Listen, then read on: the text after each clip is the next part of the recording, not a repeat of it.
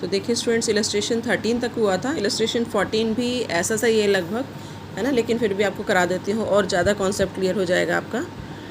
Present the analysis of material cost variance and the from the following data. ये देखिए आपको data दिया है। स्टैंडर्ड आपको दिया है material A 60 kilogram at the rate of ₹6 पर kg 360, बी दिया है 40 kilogram at the rate of ₹4 पर kg 160, टोटल इज़ 520। आगे बता रहा है कि स्टैंडर्ड आउटपुट है 80%, ये जो मतलब मटेरियल है इसका 80% आपका जो है वो आउटपुट होगा फ्रॉम इनपुट, और 20% का लॉस है। तो अब इसके लिए हम क्या करेंगे, वही नीचे टेबल बनेगी। अब इस टेबल में देखो, सबसे पहले आप लिखेंगे यहाँ पर जो क्वांटिटी आपको दी हुई है, स्टैंडर्ड क्वांटिटी है 60 किलोग्राम, ये क्वांटिटी में लिखेंगे। ₹6 है, अपने प्राइस में लिखा। 40 kg क्वांटिटी में लिखेंगे, 4 आप यहाँ पर लिखेंगे, ये टोटल आपका यहाँ आ जाएगा।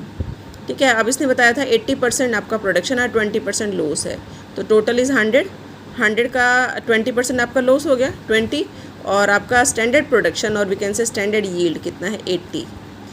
अब देखिए एक्चुअल आपको दिया हुआ है, एक्चुअल आपका है 40 kilogram at the rate of 4, 70 kilogram at the rate of 6, और नीचे इसने बताया actual output is 70% of input. यहाँ प्रोडक्शन का जो लॉस है, प्रोसेस का लॉस है, वो कितना है 30%। तो अब देखिए ये आपका पहले हमने इनपुट लिया, एक्चुअल क्वांटिटी आपको 40 दी हुई है, 40 ली, 70 दी है, 70 ली, दोनों का टोटल किया 110। अब 30% लॉस है, तो 110 का 30% 33, है ना, ये इसमें से डिडक्ट किया तो ये आ गया हमारा क्या, एक्चुअल यील्ड। ये आपके पास है एक्चुअल यील्ड। अब देखिए एक्चुअल यील्ड है 77, स्टैंडर्ड यील्ड है 80। तो इस तरह के क्वेश्चन में आपने सबसे पहले यही देखना है कि output should be same. If output is not same तो आपको पहले सेम करना होगा और स्टैंडर्ड क्वांटिटी आपको दोबारा से निकालनी होगी। तो देखिए यहाँ पर एक कॉलम बनेगा, standard quantity for actual output. अब देखिए कैसे निकलेगा, स्टैंडर्ड क्वांटिटी आपके 60 दी है, तो प्रोडक्शन है आपका 80, और अगर प्रोडक्शन आपका है कितना 77, तो कितना होगा, तो हम क्या करेंगे 60 डिवाइडेड बाय 80 इंटू 77, ये निकालेंगे standard quantity for actual output. फिर से देखिए क्या किया हमने कि अगर आपका जो आउटपुट है वो 80 है, तो आप ए की स्टैंडर्ड क्वांटिटी कितनी यूज़ कर रहे हैं 60, ये 80 है तो आप 60 यूज़ कर रहे हैं, 1 है तो 60/80, और अगर आपको प्रोडक्शन कितना चाहिए 77, तो आपकी स्टैंडर्ड क्वांटिटी आ गई 57.75। ये आप यहाँ लिखेंगे standard quantity for actual output. इसी तरीके से आप बी का निकालेंगे। आपका आउटपुट अगर 80 है तो स्टैंडर्ड क्वांटिटी आप यूज़ कर रहे हैं 40, अगर आउटपुट आपका 77 है तो कितना होगा, तो 40/80 इंटू 77। देखो ये क्या किया हमने, 40 डिवाइडेड बाई 80 इंटू 77, तो ये आपका आ गया 38.5। ये आपने यहाँ पर इसमें ऐड करना है, तो ये आपका आ गया standard quantity for actual output 96.25। उसके बाद फिर आप इसको मल्टीप्लाई करेंगे स्टैंडर्ड प्राइस से। ये प्राइस आपको दिया हुआ है 6 पर यूनिट और 4 पर यूनिट, इसको 6 से करेंगे, इसको 4 से मल्टीप्लाई करेंगे, तो ये आ गया, इसका टोटल आपका आ जाएगा standard cost for actual output. अब इसकी हेल्प से एक्चुअल क्वांटिटी आपको दी है, एक्चुअल कॉस्ट भी आपको दी है, ये स्टैंडर्ड क्वांटिटी है, इसकी हेल्प से आपके 3 फार्मूले निकल जाएंगे। तो देखिए पहला फार्मूला है मटेरियल कॉस्ट वेरिएंस, जिसका हमारा फार्मूला होता है standard cost minus actual cost. ये स्टैंडर्ड कॉस्ट आपको दी है 500.50, ये आप लेंगे। एक्चुअल कॉस्ट ये भी हमने निकाली कितनी 580। ये टेबल आपको ज़रूर बनानी है, इस टेबल की हेल्प से आपको क्वेश्चन ईजी हो जाएगा। तो ये देखिए ये आपका आ गया 79.50 एडवर्स।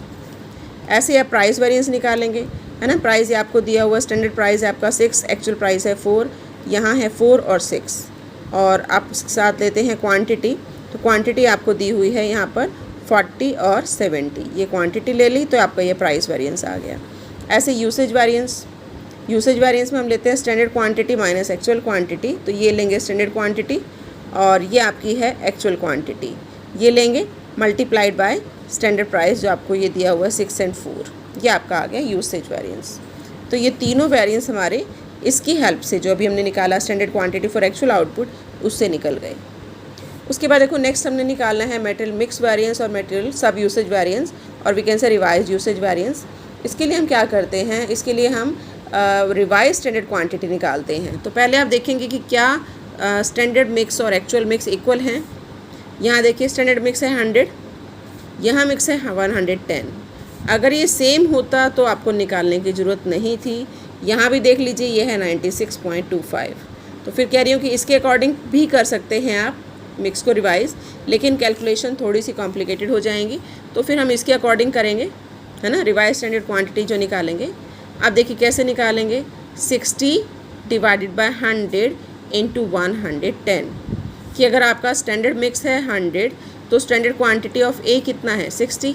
अगर जो एक्चुअल मिक्स है वो होता 110, मतलब स्टैंडर्ड मिक्स आपका 110 होता, तो आपकी रिवाइज स्टैंडर्ड क्वांटिटी क्या होती। ये देखिए कैसे करेंगे, 60 बाय 100 इंटू 110, 60 बाय 100 इंटू 110, तो ये आपका आ जाएगा 66। ऐसे ही सेकेंड 40 बाय 100 इंटू 110, ये आप करेंगे तो ये आ गया 44। तो ये आपका रिवाइज स्टैंडर्ड क्वांटिटी आ गई 66 एंड 44 110।